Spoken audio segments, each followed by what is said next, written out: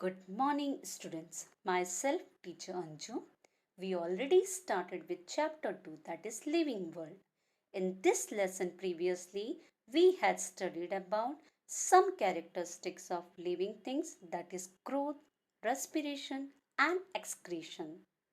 Now, today we are going to learn about some other characteristics of living things, that is responsiveness to stimuli and movement. Now, let's observe and discuss about following. Have you experienced this? Do you remember what happened immediately after the following action? That is, light flashed suddenly into your eyes. Suddenly, you felt a pinprick, that is, pin pricking you. The leaves of mimosa plant were touched. At sunset, lamps on the street or courtyard are lit and insects gather around the lamp. So, why do you think all these actions happen? Now, this is because of another characteristics of living things, which is responsiveness to stimuli and movement. Now, what do you mean by word stimuli? Stimuli is a plural form of stimulus.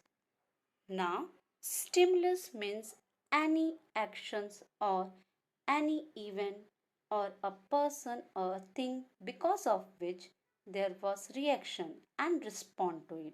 So this characteristics is found only in living things.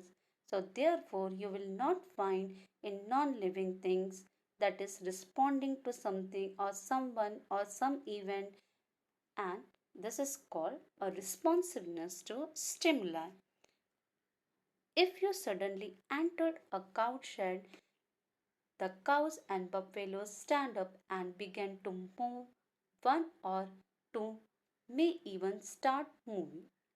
These are all movements. Now, this is because they are reacting to a stimulus, and here the stimulus is you. So, when you enter, they are reacting to it. Thus, they are fearing. Cows and buffaloes get scared very easily, so that they are getting scared of you, or they may be thinking that their life is in danger. So they are reacting to that action of you entering. So this is called responsiveness to stimuli. Now let us learn more about responsiveness to stimuli and movement. Now, if a creeper plant is kept in the courtyard, it leans towards a support. It will try to find a support, so it will move towards the support, and so that is called responsiveness of that creeper plant to a stimulus. In the same way, a potted plant placed in a window grows towards the sunlight. So if you have kept it little inside, it will start moving and going outside the windows towards the sunlight. So it means that plants to show some movements.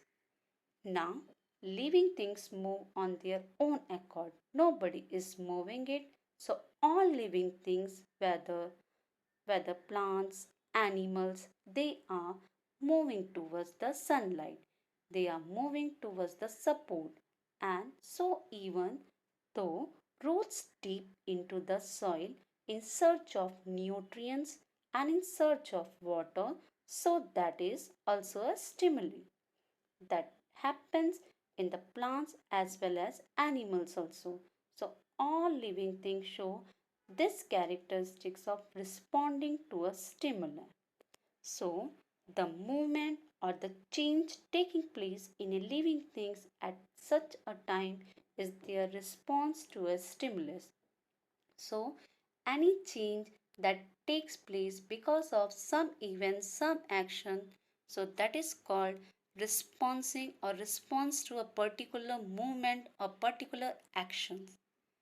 An event that occurs in our surrounding is a stimulus.